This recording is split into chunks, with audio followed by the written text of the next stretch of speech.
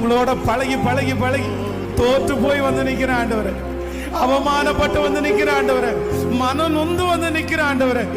யாரிடத்துல நான் ரொம்ப பழகினோம் அவங்க தான் ஆண்டவரே என்ன ரொம்ப காயப்படுத்தினாங்க.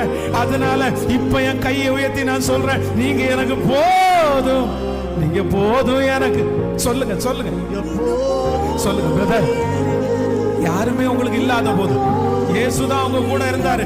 அதனால சத்தத்தை உயர்த்தி கர்த்தர் வார்த்தையை எதிர்பார்க்கிறார். சொல்லிட்டே இருங்க, நீங்க போதும். ஏசப்பா கேட்கறது வாலிப தங்கச்சி, நீ சொல்லு மகள்.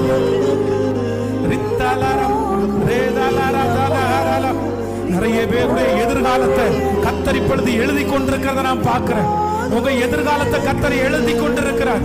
ஆகாது என்று தள்ளப்பட்ட இந்த கல் மூளைக்கு தலைக்கல்லாய் மாற போகிறது. அது கர்த்தராலே ஆக போகிறது. அது நம்முடைய கண்களுக்கெல்லாம் ஆச்சரியமா இருக்க போகிறது. ஹalleluya. இந்த ஆராதனையிலே இந்த சத்தத்தை கேட்கிற பலரை கர்த்தர் கண்மலையின் உச்சிக்கு அழைத்து போகிறதை நான் உணர்கிறேன்.